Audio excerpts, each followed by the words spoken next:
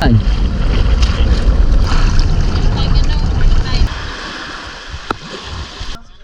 Ulog.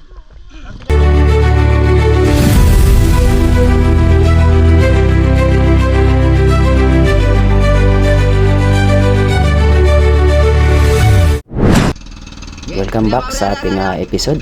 Panibagong araw at panibagong vlog na naman po tayo. Ngayon mga kasupir ay mayroong tumawag sa atin na mayroon daw kawan ng matang baka. At ito, inaaryahan na namin kasi siya po ang lumangoy para hanapin itong isda na ito. At dyan siya nakabantay sa isda at kami ay pinaikutan na namin ng lambat. So dalawa kami ni Ronron. At kapag matapos na itong mahulog yung lambat ko sa bangka ay susunod naman si Ronron. Doon siya dadaan sa likod para kung sakali na marami yung isda at dumapa yung lambat, mayroon tayong reserba sa labas. Kaya abangan natin mga kasupir kung gaano ito karami.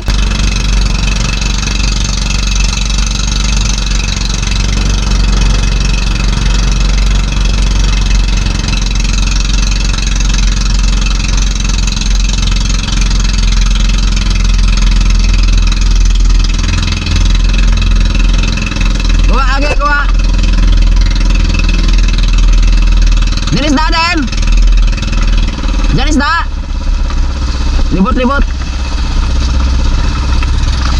Diyan isda.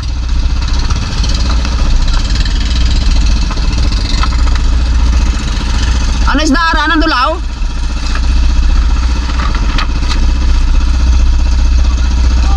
Ha? Gaitong?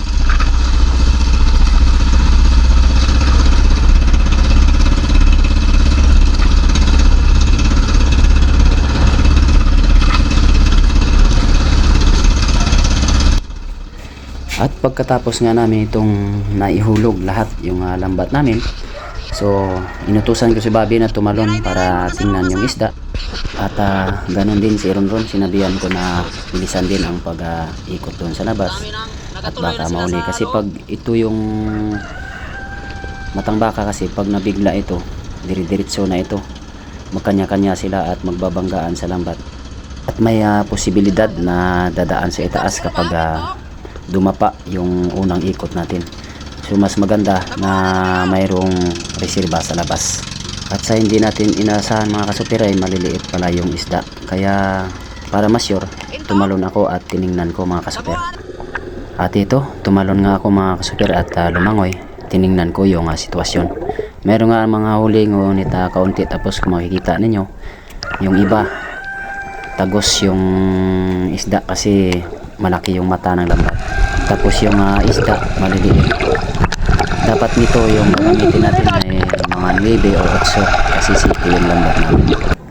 Kaya yung iba ay nakawala kasi nga maliliit. At ito sumisid ako mga kasupir upang tingnan natin kung gaano din karami yung huli natin. At ayan, mayroon din kahit na kunti. Yung mga malalaki lang ang naiwan mga kasupir, yung eksakto sa numero 7 natin na lambat. Yung isda kasi halos nasa 9 at saka 8 yung sukat nila. So yung mga malalaki lang na kasya sa 7, yun lang yung mahuhuli natin. At ito mga kasupir at nagabatak na tayo. Dito lang natin ito hugutin kasi kaunti lang naman. At saka mababaw lang, nasa 11 meters lang po tayo. At saka mahina lang naman yung buhos. Kaya dito na lang tayo maghugot. At shout out nga pala kay Nestor De La Rosa from Aba, Saudi Arabia. Thank you for watching. Maraming salamat sa pagsuporta. Kaya Judy Driver TV, shout out sa iyo kapatid. At shout out din sa Kadungo at Mahilong family from Ranjan Cabalquinto. Shout out po sa inyong lahat. At saka kay Elisio 296, shout out sa iyo idol. Ganun din kaya Binje Juloso or Holoso from Lower Umon Bragay Kamsur. Maraming salamat po. Shout out sa iyo kaibigan. Maraming Hindi ka mablot ka ba eh? Mahal mo ba? suporta at walang sawang Pasipanin mo lang bata, gisiran. God bless po sa inyong lahat. Ha? Thank you very much. Ang kagandahan kasi dito mga kasuper, pag sa laot lang tayo mahugot ay hindi masyadong masira yung isda, hindi siya lalambot. Kapag ito kasi kinarga natin sa bangka at pauwi pa tayo, may posibilidad itong lalambot. At ito mga kasuper, at sumisid tayo para kunin natin yung sabit sa mga bato. Marami kasing sabit, kaya kailangan natin itong sisirin at kunin, kasi pag inila ito sa itaas talagang masisira yung lambat. Hindi lang po lambat yung masira, baka pati corals, kaya ingatan natin mga kasupir para hindi natin masira yung kalikasan.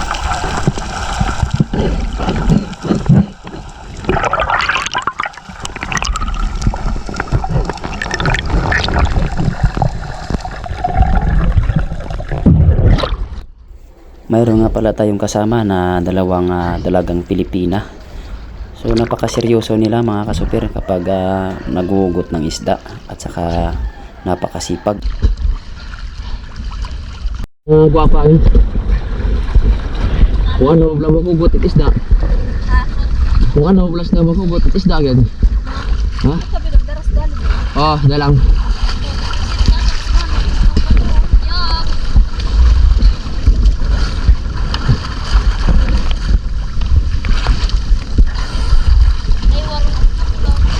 Ha? Ano?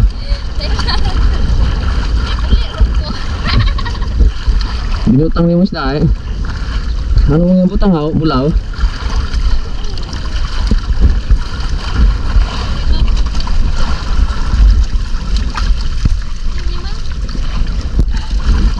Grabe. Nakarami din. Shoutout sa nagturo ng butang baka. Si Idol Ricky Dalisay. Siyang nakakita eh. Kaso yung lapos din isda. Kubok mo lang lapos sa duro daw patuloy.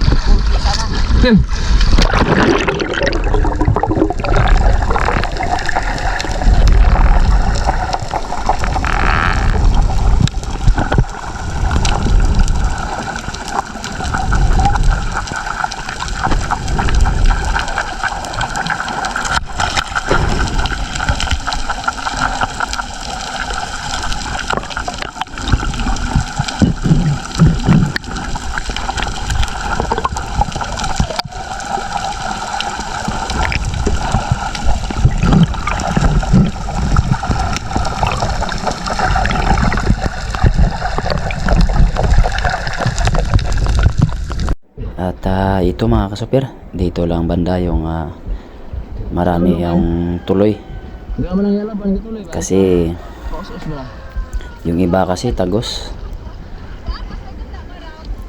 Yung naiwan lang yung sakto lang talaga sa lambat na city. Sayang, kung mga malalaki lang siguro marami yung mahuli natin, baka mga 500 pataas. Estimated lang natin ito sa isda na ito mga kasupir, mga 100 kilos lang ito mahigit, dahil maliliit kasi yung iba. Ha? Sedeng. Sedeng sa nanod. Pero bago kong kayo nag-igop lang ha. Bang? Baba? Nanod sa Turunson? Oo. Ano oras nanod sa Turunson? Wala. Iba na ito, ganda kayo. Bago tayo pagkakigop. Wa ano maturunson kung gahon? Trabon ka na? Sulog? Ano ba? Yan.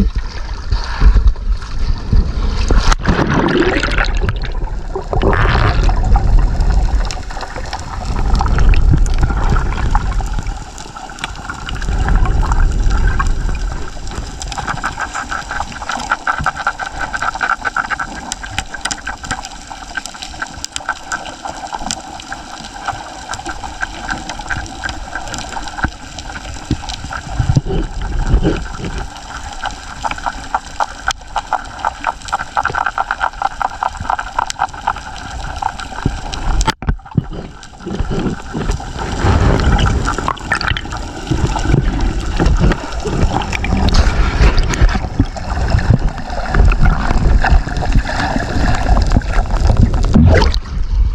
ba?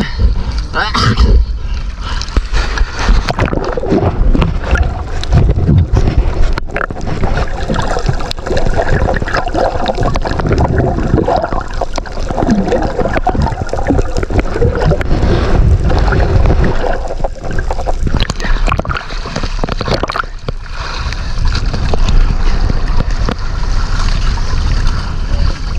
Kabuti, ito.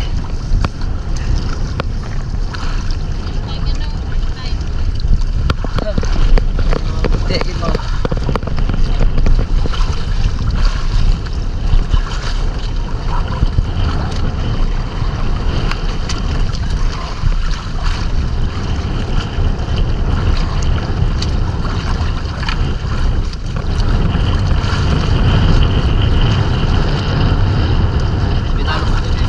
Pinalo ko din. Akal din. Di ba? Ano ba daw? Grabe. Di ako muna labag mo. Ano na? Basta lang kayo na nakakilin yan ha. Sabi na una. Ano ang labag? Mabilis ano kayo siya mo no? Oo. Natin mo taron eh. Naulihin.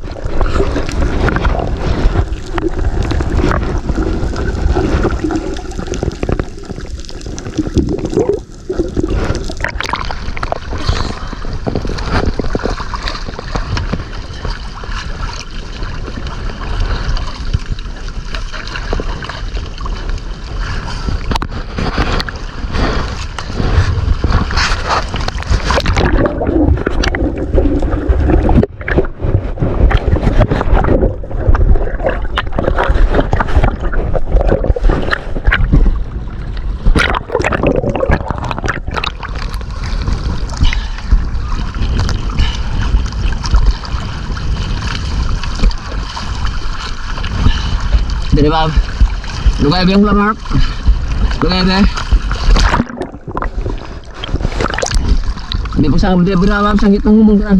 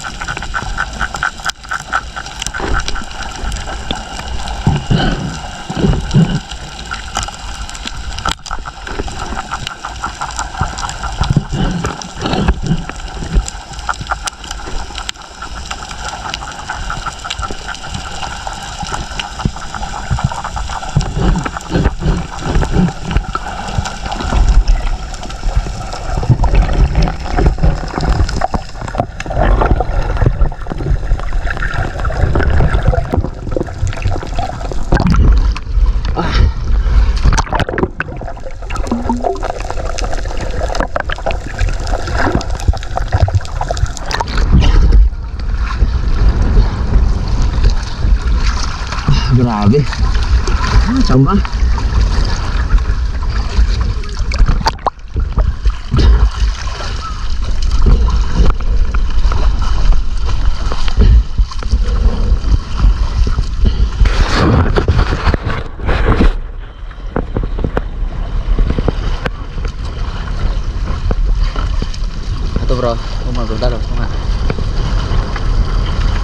muna na Bob. Ito nga, Dan.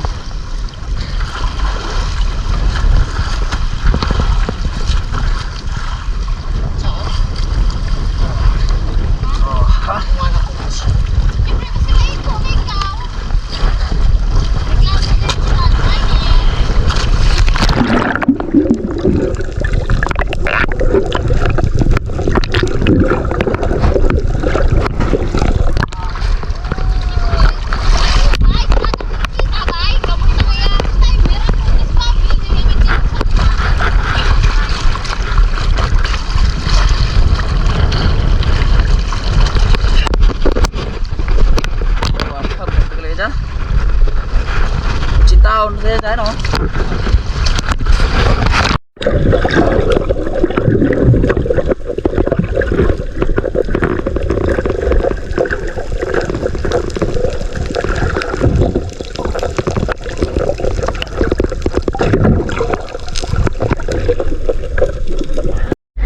Yung napalak-palak mo sila sa lambat.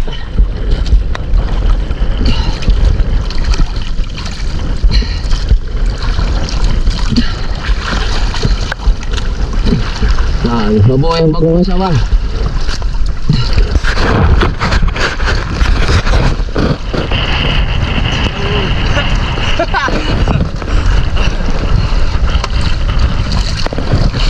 Malapit na tayong matapos. Ito na yung huli natin oh. Yan oh. Mga 80 kilos na to. Yan pa. Hindi pa nahugot, malapit na lang.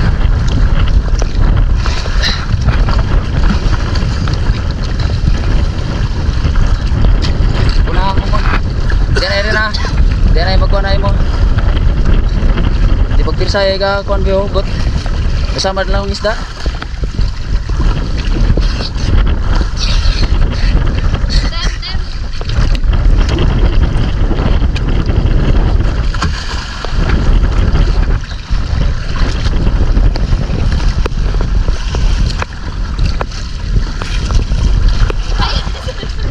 Ay abaw. Naigo pa si Tim kon. Bagong saway. Loy mo ka.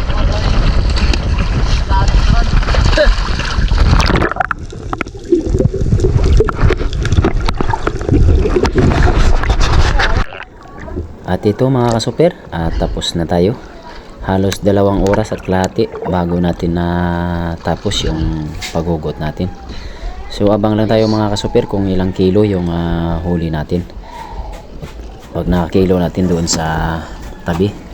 Grabe mga kasuper, sira na yung bangka natin, oh. Marami na talagang plywood na sira. Sana makahuli tayo ng marami para ma-repair natin yung bangka natin. So abang lang mga kasuper pagdating natin doon sa tabi sa pagkilo ng isda.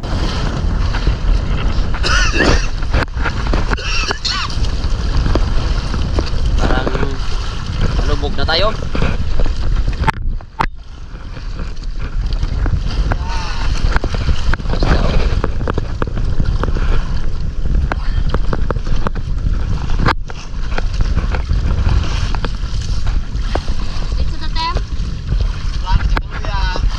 Sino? Hi.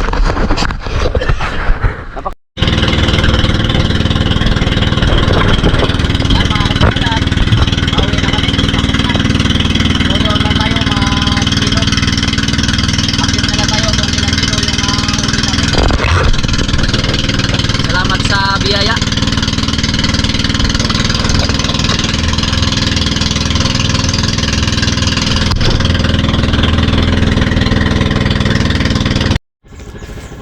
At ito mga kasuper, at dumating na tayo.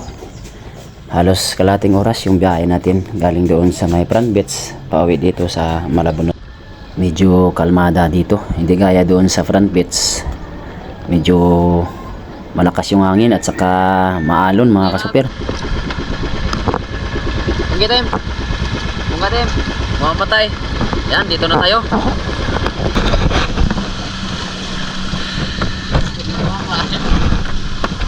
Ha? Nagmuna tayo.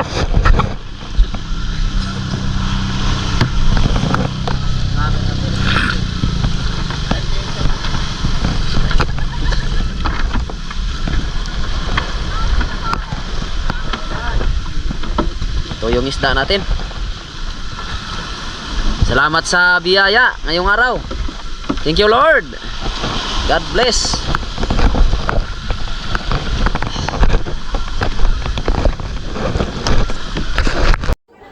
At ito mga kasuper, at nilalagay na natin sa banyera yung isda. Si TM ang maglagay. Medyo madulas kasi itong isda mga kasuper. Kaya mahirap damputin kapag dinampot mo ito at magkamali ka. Talagang masakit din pag makatinik ito. Kaya ang ginawa lang ni TM ay ginamitan ng tabo para hindi siya matinik.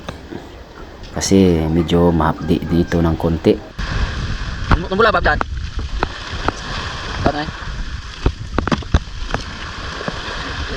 Ha? Tatlo? Ayat ra? Ah, sakuan? Lastra? Lastra pun yan ito? Saan? Sige. Yan ito ba? Panglabag? Pangabay lang? Lastra? Huwag agapan?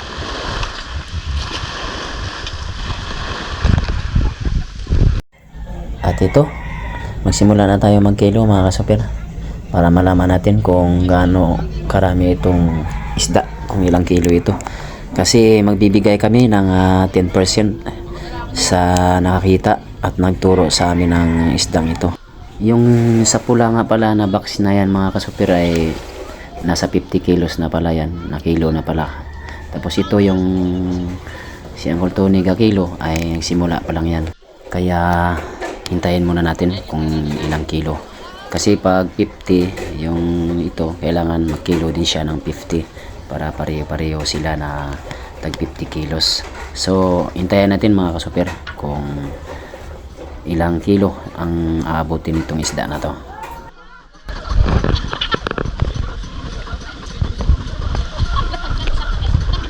Ron, itipo na mga reject. Ron, tabisan tayo. Tabisan tayo. Den. Ha?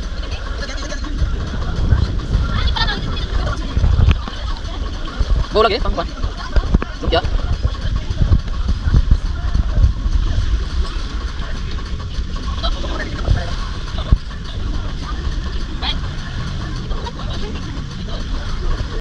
At yun mga kasuper, at ito po ay nakatimbang po ito ng 136 kilos.